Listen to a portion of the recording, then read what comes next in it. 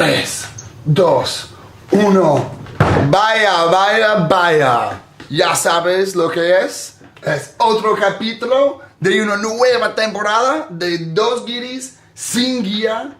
Hemos vuelto por fin.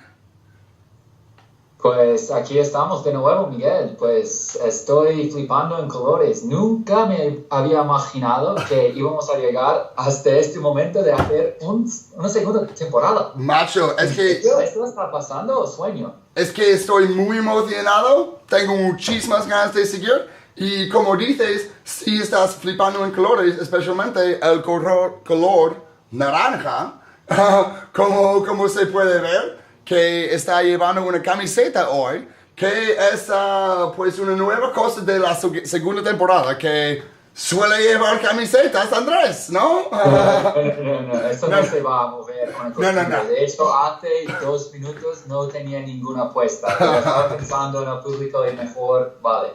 Bueno. Pues no pasa nada. Está bien si quieres quitártela en algún momento. Venga, es que no se puede.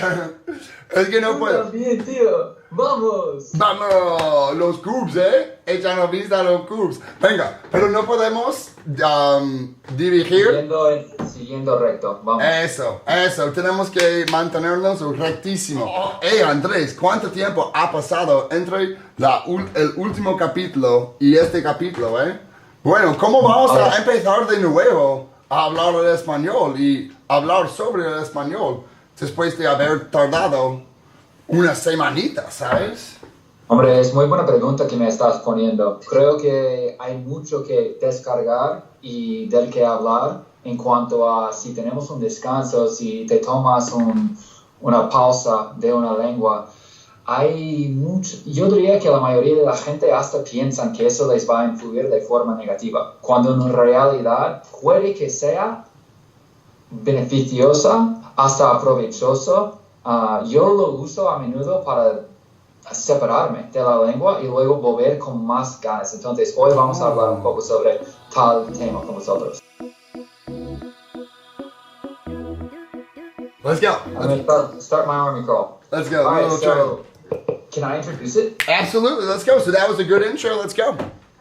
For anybody that is unfamiliar with Spanish to the point where they weren't following very easily what I was saying, what we want to talk to you about today in episode 1, season 2, oh my God, is actually the time that we take away from the language, right? And what I mean by that is the breaks and even the vacations, or I think a distinction that's worth making is whether it's forced, like the end of your semester abroad and then you have to go back home, or if it's actually a programmed amount of time where you know that after 2 months of really hincando codos, which is like studying super hard, then you take a purposeful break from the language. And so there's a lot that we can unpack, and there's a lot that can be discussed when it comes to both the concept of breaks and just having distance from the language. It doesn't necessarily have to be bad, but in the event that it is, I think that we have some suggestions for that too. So I kind of came upon this conclusion after being in Spain for 1 month. I was 17 years old. It was 2006 that I visited my grandpa in Soria. So I won't get into the weeds and details, but I went to Soria and I had very limited Spanish. But after coming home, I really noticed that my Spanish was so much more cohesive. Going into my so this was junior year, my sophomore year summer or whatever, then I go into junior year and I never felt so outstandingly confident in my classes. Like, it really filled in so many gaps. And this is time after I'd spent out of Spain. We're talking about like 3 months later. So for all the people that are reticent that leaving is just going to evaporate from your brain, it's not. It really consolidates quite well. And then it turns into a question of how are you going to use it? Because in fact, I think you can really even build on it or amplify in a different scenario. I think that you're going to elaborate better on that. or a different well, exactly. atmosphere. Well, that was something I wanted to talk about. Like, for example, think about you living in Spain, and then you come back to America. Are you going to be learning in the same types of situations? No. In Spain, if you were studying abroad there, it's going to be more. It's going to be more applied. It's going to be more in the real world. You go into a supermarket, you go into a cafe, you're talking to a waiter or something like that. But then if you take that experience and you go back to America, maybe now you're studying more in set classes from a textbook. But that kind of level. So I want to say it's like there's like two main parts to studying Spanish. There's the social aspect that we focus heavily on, but then there's also the grammatical aspect that is important too. So if you kind of plateau and you get to this level in social, if you go back to studying grammar, well, you're going to be able to use that increased social skill to be able to go in and be super confident and absolutely crush the grammar and remember way, way more. And then if you plateau in that one, and you're going to be able to go back across the social and be like, okay, now I can actually speak totally correctly, or maybe like 90% with total grammatical accuracy. But then you can go back and improve in social. And on top of that, there are different dialects in every country. So if you're focusing more on Castellano, and then you come back to America, well, you're going to speak some Latino, you're going to like some Mexican Spanish, you're going to speak some South American Spanish. Maybe you're going to see someone from Costa Rica or Nicaragua or like Colombia or wherever you are. It's just great to use that kind of language or use that kind of knowledge in many different situations. It makes it, I think it's a lot easier to stay in your brain that way versus like only knowing it. Like if I go to this restaurant, I know how to order this one item from the menu. Well, how about if you go to a totally different type of restaurant? That's something you got to practice. So I just wanted to touch on that it's a great way. Like if you're leaving Spain, you might be like, oh, I'm not going to be able to use it. You can, you're just going to use it in different ways. Yeah, man. Okay, so I didn't actually finish my story, which I intend to do, but speaking on a little bit of what you're saying right now. Like if you were to think about everywhere you go and travel and your interactions and the things that you do, and like if you were to like trace out all of that in a certain color, dependent on the language, how dense would this area be filled with Spanish or English? And I think that you can leave Spain after having studied there and still, with a little bit of effort, like fill the places that you go with whatever color represents Spanish. So like I'm thinking about, you just said Colombia, Nicaragua, Costa Rica, we're going to go to Mexico maybe, and the objective would just be to populate this little illustrative map with as much red as possible. And that's your Spanish interactions. So it can grow way more outside of just like this little locked in spot. And so to go back to my story, this happened a series of times where I was in Spain for summers, and they weren't like consecutive summers, but I would leave and then I would generally spend like 11 months out of Spain, provided I went back the next summer. And I made massive gains between that time. So obviously you can attribute it to studying at school, but I never got the sensation that like I was making leaps and bounds in school. It was the contrary, where I would like go to Spain, come back, be better, and then after 10 months go back to Spain and be like shockingly better than I remembered last year. And since I kind of like picked up on this, I'm always trying to program little respites from languages, or it goes beyond that. Like I know this isn't a exercise or weightlifting podcast, but we talk about metaphors to go along with that enough to really follow us. Look, that's the protein powder I use for people. I know that's like the center of the fucking frame. Yeah, now we're not promoting. There you go. No, but anything that like is important to you, I think that if you take an intentionally programmed respite from that thing, you will only double down on your desire to get better at it, to be closer to it, just to go deeper in that thing. So it's important to take the breaks. And people, in my opinion, they misinterpret the distance from the language as something bad, and it can be glorious, dude. All right, so I'm gonna try to take some stabs, or maybe I'm just gonna take a guess at like why maybe that would have helped, because that does seem very interesting to me. I'm gonna say two things. I'm gonna say maybe you going back for like multiple summers. Well, that would be a huge motivation for you to be like, okay, well, I know that this is the level I was at last summer. I know I'm going to be going back in this upcoming summer or the one after that. That's going to be a huge motivation for you to be like, dude, I want to come in there. I want to kick ass next time. I want to show them that I've gotten better. I like you knowing that you're going to be able to use it in your real life, and that any improvements you make over the whole year are going to totally be used by you. That would be a great way to probably increase your motivation. So that was the one thing that I want to say. I don't even know. Like the other one was like, I don't know, man. Like Well, I so think it's another more the thing motivation. isn't always we can go deeper on that about like why such a long time away from it would be beneficial. Because I'm not even gonna advocate that taking a 9-month break Well, not is 9 like months. the best way to learn a language. 2 months at a time, 9-month break, Yeah. 2 months at a time. Yeah, it's a 10-90 scale. You put right. 10% effort, and then you just put on like the freaking cruise control. And Yeah.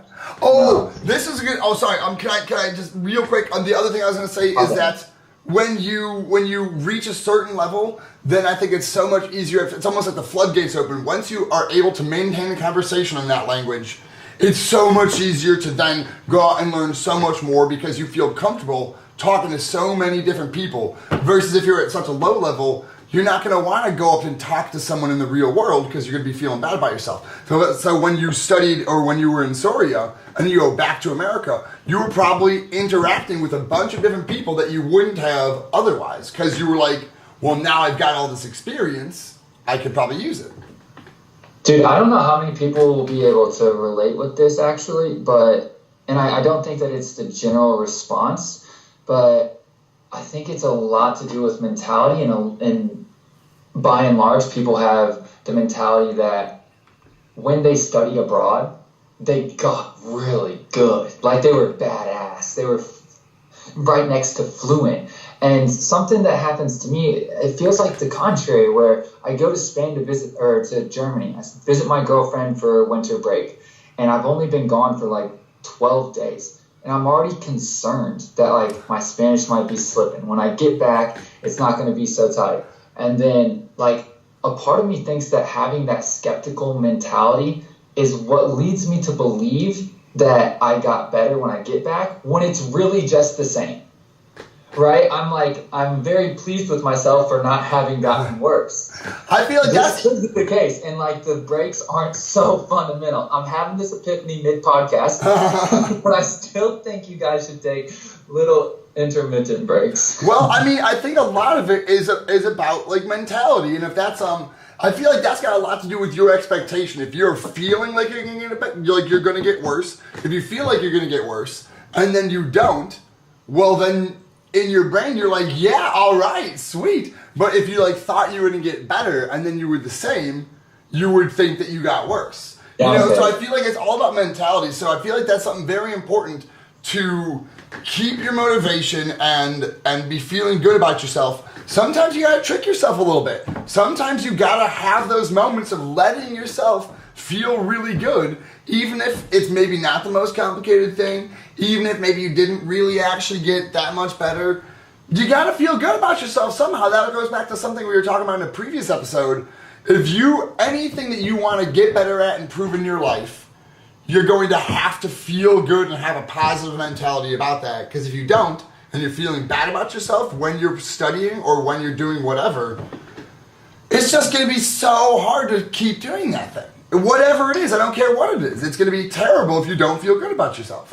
The reason it's so advantageous, in my humble opinion, when it comes to learning languages, to take a break is probably really related to the first point that I made, which is just laying off the gas and giving yourself time. Maybe it's not so much about the language acquisition itself or for role improvement, but for no other reason than why we take a break from working, why we go on vacation, why when your muscles are totally fatigued, you don't use them the next day to their full capacity. Because it seems like this is the nature of improvement, right? Like, it's not, we've talked about this, it's not some like straight gradient up that's nice and smoothly refined and constant, not at all. So like you work really hard, and then you allow yourself to come back down, and perhaps you're not at like the best level that you've been as far as fluency and vocab retention, but then I feel like you normalize at what would have been so much higher than your original Spanish level. That's actually something that Sean talks about all the time, is that life is basically a series of plateaus. Like, you've got to reach this plateau to then reach that plateau to then reach this plateau. So it's all about like improving as much as you can in one area, but then when you find yourself unable to improve more, well, you can like take a small break and kind of shift gears a little bit and then go and improve in that area. And improving in this area gives you then the necessary tools and resources to be able to go and be like, oh, I was only here before, now I go back to the original and improve to another plateau. And it's just going back and forth. And I just want to say also, that fly is flying around the screen and it's hilarious because you're talking and it's like fucking zooming around your head. And I know that you're pissed off about it. I'm doing my best to stay concentrated, man. No, but I've got another potentially unrelatable anecdote. So, when I used to go on vacation, I would come back feeling like I got a 2 trillion ton of bricks dropped on top of me, and I had no desire to go back to work because I did it wrong, right? I raged and I slept poorly and I fed myself like I didn't matter, and then so I was never obviously excited to get back to work. But this year I had a really interesting experience where me and Eula, so my girlfriend, she doesn't drink. That means that I don't drink when I'm with her. I need a drinking companion or it's out. So we just went surfing, went to the beach. I read a bunch of books. I listened to some podcasts. I was so relaxed. We had breakfast and dinner with her grandparents on a tropical island. And I came back more refreshed and restored than ever with a go get 'em, kill it attitude at work. And if I don't know exactly how to program it so that you get the most out of your respite from languages, but if done properly, I think that breaks are fundamental in progress. And so I use that vacation analogy and try to apply it to my language learning. And the thing that I normally do for people interested in like a personal tale is that I generally will study really hard one language for just a month. I don't really do much more after a month. And for the most part, I'm not trying to learn a whole lot more. I would say that 25% of the time is exposing myself to completely new grammar, completely maybe sources of literature that really push my boundaries. But the greater part of the time, that other 75, is actually just review. Because I want to solidify. I know that there's enough there that if I can only produce it myself on the spot, then I'll be a comfortable conversationalist. So that's my approach for people interested in hearing the personal tale. Absolutely, man. Thanks for sharing, Andres. We appreciate that. Oh man, I just feel good right now. No, man, absolutely. I think that if you look at anything that we do at all, that like you need breaks in order to, and again, I don't know if that's necessarily the only way to learn the language, but it's more for me. I think it's more of a mentality thing. You know, it's like more to be able to continue feeling good and be able to go back into like the studying phase with a full head of steam, with like renewed motivation, with energy, and not feeling bad about yourself. Absolutely, dude. Fuck yeah, I like it. And that's why we took a break in between season 1 and season 2 of Dos Guiris. We've got to renew that motivation. We've got to come back and attack it full speed, you know. Oh yeah, I feel recharged. I'm ready to run through another 10 episodes. What about you? Dude, absolutely, man.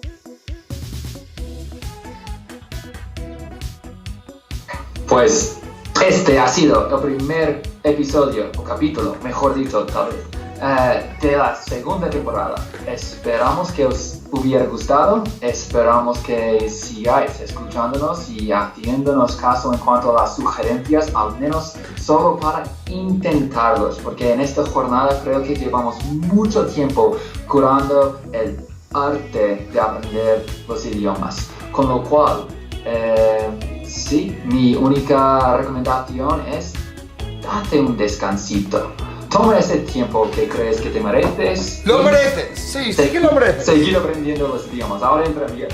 Bueno, la única cosa que iba a decir es que lo mereces tú y lo merecemos nosotros. Sabes que todo el mundo merece un poco de descanso para recargar las baterías, para intentar de nuevo, para renovar la motivación.